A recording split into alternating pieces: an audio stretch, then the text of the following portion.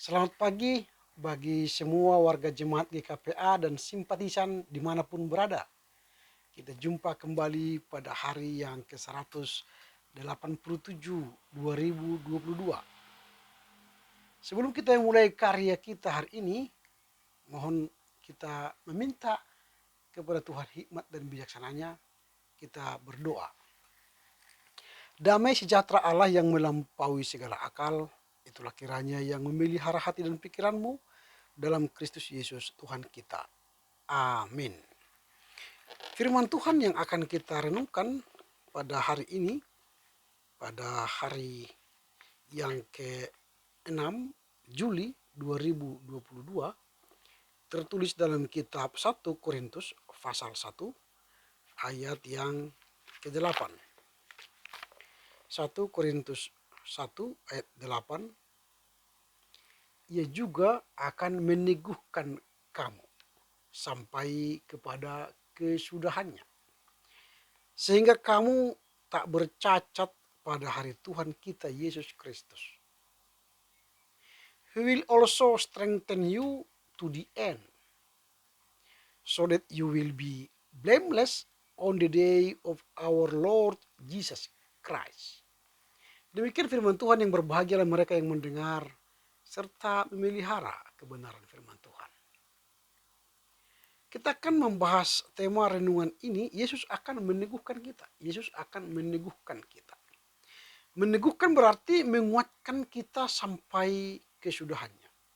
Jadi kita diteguhkan sampai kesudahan. Nah, pernyataan ini menunjukkan bahwa dalam perjalanan kita di dunia ini akan dipenuhi dengan berbagai pergumulan, tantangan, rintangan menuju hidup yang kekal. Jadi tidak ada di dunia ini yang tidak punya pergumulan, penderitaan, tantangan, rintangan dalam rangka menuju hidup yang kekal. Saat kita menjumpai pergumulan yang berat, maka Yesus pun berjanji akan meneguhkan kita menghadapinya. Intinya kita tidak sendiri menghadapi pergumulan itu. Yesus menyertai, meneguhkan kita. Tuhan yang kita sembah adalah Tuhan yang setia. Ada minimal 3.000 janji dalam kitab suci yang selalu kita baca, kita renungkan. Tetapi terkadang 3.000 janji yang ada dalam kitab suci itu sering kita abaikan. Sehingga kita tidak merasa janji Tuhan itu telah digenapi dalam kehidupan kita. Firman Tuhan adalah benar dan penuh kuasa. Ketika dia berfirman, maka semuanya jadi. Dia memberi perintah, maka semuanya ada. Bagi manusia tidak mungkin, tetapi bagi Allah tidak ada yang mustahil. Berarti Tuhan selalu meneguhkan kita. Ketidakmungkinan menjadi mungkin bagi Tuhan. Bahkan Tuhan mampu mencipta dari yang tidak ada menjadi ada untuk kebaikan kita. Bagian firman Tuhan hari ini sekali lagi menguatkan dan menghibur kita. Jadi nas hari ini menguatkan dan menghibur kita. Ketika Yesus melihat orang banyak itu di dalam kehidupan sehari-hari menanggung beban dan menanggung tekanan, maka ia membuka tangan kepada mereka yang berbeban berat dan berkata, marilah kepadaku semua yang letih lesu dan berbeban berat. Aku akan memberikan apa? Kelegaan kepadamu. Kalimat ini memberikan kita penghiburan dan dorongan yang besar. Karena perkataan ini harus menyerahkan semua kekhawatiran dan beban kepada Tuhan. Mengapa manusia perlu diteguhkan? Ini pertanyaan. Mengapa kita ini perlu diteguhkan oleh Tuhan? Karena apa? Karena manusia dipenuhi dengan beban berat. Kita ini punya beban yang berat. Nah, pertanyaannya begini. Apa beban berat manusia itu rupanya? Sehingga kita butuh diteguhkan oleh Tuhan dalam rangka menghadapinya. Minimal ada dua beban berat manusia yang selalu dia bawa setiap saat. Yang pertama, manusia itu berbeban jiwa atau batin. Kita ini punya beban jiwa dan beban batin. Akibat dosa, manusia menanggung beban jiwa dan tergugat oleh hati nuraninya. Contoh, kita lihat dalam kitab suci. Raja Daud, setelah ia berdosa, ia mengungkap penderitaan batinnya. Nanti lihat dalam Mazmur pasal 32 ayat 3 sampai 4. Bagaimana Daud berbeban secara batin. Bahkan dia berkata, mengapa engkau tertekan, hai jiwaku? Mazmur 42. Mengapa engkau tertekan, hai jiwaku? Jadi batinnya tertekan, dikejar kesalahan itu. Artinya dia mengalami goncangan batin. Batinnya menderita karena berdosa. Nah, jika ia tidak mengaku dosa, ini artinya Daud, jika ia tidak mengaku dosa, si Daud tidak mengaku dosa, maka ia akan mendapat beban jiwa. Tetapi saat Daud mengaku dosa di hadapan Tuhan, maka dia akan mendapatkan kelegaan. Jadi orang yang berbeban berat atau berbeban jiwa dan batin, datanglah kepada Tuhan. Maka saat kita datang kepada Tuhan, maka Tuhan akan memberi kelegaan kepadamu. Dosamu itu jangan simpan terus di hatimu. Dosamu itu bawa kepada Tuhan. Supaya Tuhan mengangkat dosamu, menghapus dosamu, dan jiwamu akan lega. Itu beban yang pertama dalam kehidupan kita sebagai manusia. Beban yang kedua ialah berbeban pikiran dan mental. Kalau dosa tadi membuat berbeban batin dan jiwa. Nah, dosa itu juga menimbulkan beban pikiran dan mental. Kembali kepada Raja Daud tadi. Setelah Daud mengalahkan Goliat dan perempuan Israel mulai bernyanyi berbalas-balasan atas kemenangan Daud atas Goliat itu, akhirnya apa yang terjadi? Saul iri. Saul mengalahkan musuh itu beribu-ribu. Tetapi Daud berlaksa-laksa. Inilah nyanyian para perempuan saat Daud itu mengalahkan Goliat. Mereka menyanyi, Saul mengalahkan beribu-ribu musuh, tetapi Daud mengalahkan berlaksa-laksa. Artinya lebih dari ribuan, puluhan ribu, ratusan ribu. Akibat nyanyian para perempuan itu, Saul iri kepada Daud. Dan Saul berusaha dengan segala cara untuk apa? Membunuh Daud. Karena itu, ia menanggung beban pikiran. Siapa yang menanggung beban pikiran? Saul. Karena irinya dia kepada orang atau irinya dia kepada Daud, maka itu beban pikirannya, beban mentalnya, sehingga ia tidak mendapat ketenangan. Karenanya jangan iri kepada orang. Kalau orang sukses, kalau orang berhasil, kalau orang mampu, jangan iri. Tapi bersyukurlah dengan orang sukses, maka engkau juga ikut menikmati kesuksesannya. Misalnya kalau ada orang punya mobil mewah, jangan iri. Tapi minta tumpangan kepadanya supaya kau juga bisa duduk di dalam mobil mewah itu. Itu jangan iri. Bersyukurlah teman kita, sahabat kita sukses sehingga kita bisa menikmati kesuksesannya. Kalau engkau iri, maka engkau akan berbeban pikiran dan mental. Iri bisa membunuhmu. Karenanya buanglah iri, dengki, dan sebagainya. Hari ini mungkin banyak orang yang berbeban pikiran. Mungkin saudara berbeban pikiran. Atau karena irinya yang sudah makin menahun, maka dia berbeban pikiran. Akhirnya dia tidak sanggup lagi menahan beban pikiran itu. Dan akhirnya menjadi gangguan jiwa. Orang yang berbeban pikiran tiap hari karena iri, karena dengki, maka dia menjadi terganggu jiwanya. Jadi setiap orang yang memiliki beban berat karena semua orang telah berbuat dosa, tetapi Tuhan Yesus tahu kebutuhan manusia yang berbeban pikiran tadi dan juga yang berbeban mental tadi, berbeban jiwa tadi. Maka manusia butuh peneguhan dari Tuhan Yesus. Itu sebab Yesus berkata, marilah kepadaku semua yang letih lesu dan berbeban berat. Aku akan memberi kelegaan kepadamu. Ingat, yang berbeban berat. Berbeban berat tadi ialah orang yang berbeban jiwa. Dan orang yang berbeban pikiran, mental.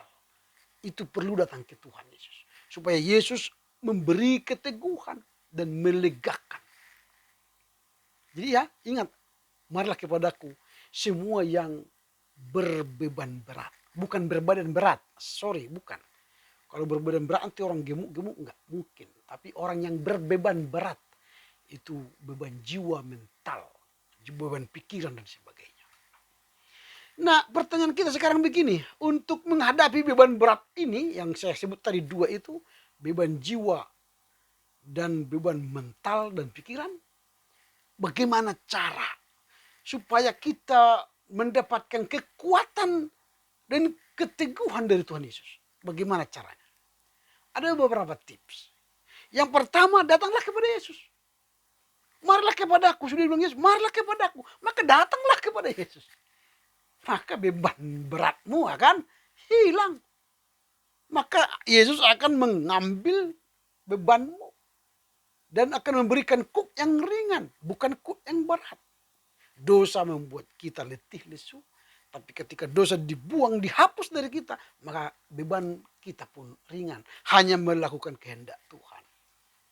Jadi Yesus berkata, marilah kepadaku. Jadi bukan hanya datang ke gereja. Tapi harus datang kepada Yesus. Ada banyak orang datang ke gereja tapi tidak bertemu Yesus loh. Dia datang ke gereja hanya bertemu dengan teman-temannya. Kasih undangan pernikahan. Atau datang ke gereja hanya mencari kesalahan orang. Mencari kesalahan pendeta, kesalahan sintua. Dia bukan bertemu Yesus. Dia hanya mencari celah-celah dia supaya memfitnah orang. Nah, itu. Jadi dia tidak bertemu Yesus. Jadi datanglah kepadaku berarti bertemu dong dengan Yesus. Jangan hanya bertemu dengan manusia saja. Itu yang akan diberi kelegaan. Jadi beban beratmu itu akan hilang jika engkau bertemu dengan Yesus.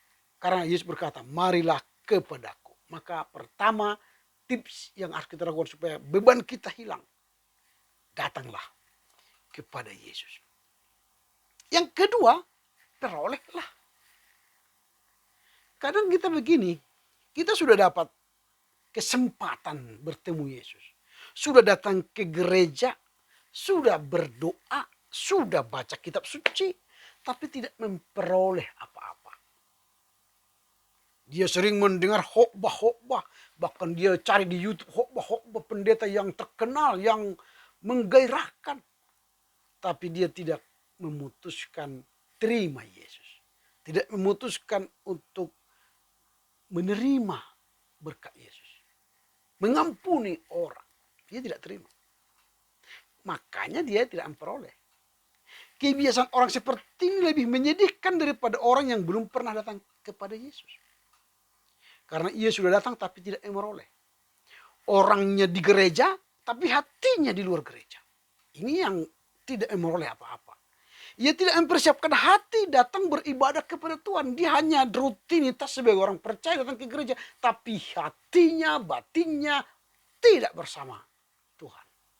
Sehingga dia pulang gereja tidak memperoleh apa-apa. Kering. Pulang dari gereja kembali ke habitat yang lama. Kembali berkelahi. Kembali menggosip. Kembali memfitnah. Kembali mencelakai orang lain. Mengata-ngatai orang lain. Jadi kalau ingin berbeban berat itu hilang daripada kita, perolehlah. Artinya, aku Yesus sebagai orang yang meneguhkanmu, yang menyelamatkanmu, yang mengampuni dosamu. Maka engkau akan ringan bebanmu. Yang kedua tadi peroleh. Yang ketiga apa? Nikmatilah.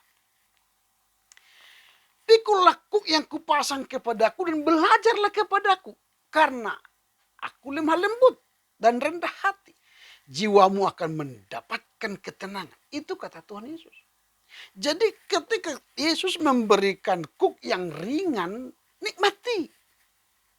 Karena dosa tadi membuat tubuh kita lesu, roh kita lesu. Tapi kuk yang diberikan Tuhan tidaklah membuat kita letih lesu. Tetapi kita bergairah, semangat. Karena beban kita ringan. Maka nikmatilah. Tuhan Yesus memberikan kita sesuatu yang tidak bisa dibeli dengan uang, yaitu ketenangan jiwa. Jiwa kita akan tenang jika bersama Yesus. Ada banyak orang kaya bisa menikmati semua materi, tetapi hatinya tidak pernah merasa puas. Dia punya segalanya, tapi jiwanya tidak tenang. Ini adalah hal yang paling menderita. Amsal 17 ayat 22 berkata, hati yang gembira adalah obat yang manjur, tetapi semangat yang patah mengeringkan tulang. Jadi yang membuat jiwa kita tenang itu ialah Tuhan. Jadi nikmatilah. Nah, saat ini kita hidup dalam dunia yang penuh kesulitan dan penderitaan, maka pasti menghadapi beban keluarga, beban pekerjaan, atau berbagai beban lainnya. Kiranya kita mau menyerahkan semua beban berat kita kepada Tuhan. Supaya jangan kita setiap hari memundak beban yang berat itu. Tapi lepaskanlah beban itu kepada Tuhan. Maka Yesus akan memberikan kita kelegaan dan ketenangan sejati. Inilah resep obat yang paling manjur dari Tuhan Yesus. Kepada semua orang yang percaya. Yang hendak mendapatkan kelegaan, keringanan, kesembuhan, pikiran dan jiwanya. Kiranya di dalam Yesus Kristus kita mendapatkan hidup yang tenang, jiwa yang tenang. Karena itu teruslah percaya kepada Tuhan Yesus, sebab Yesus akan setia senantiasa meneguhkan kita. Amin. Kita bersatu di dalam doa. Terima kasih Bapa, karena Engkau datang memberikan kami kelegaan. Engkau memberikan kami keteguhan, meneguhkan hati kami. Sehingga tatkala kami mengalami beban berat, Engkau berkata, marilah kepadaku hai yang letih lesu dan berbeban berat. Maka aku akan memberikan kepadamu kelegaan. Karenanya kami harus datang kepada Tuhan, memeroleh dan menikmati. Supaya beban kami, dosa kami, Tuhan hapuskan. Sehingga jiwa kami yang tertekan diberi kelegaan.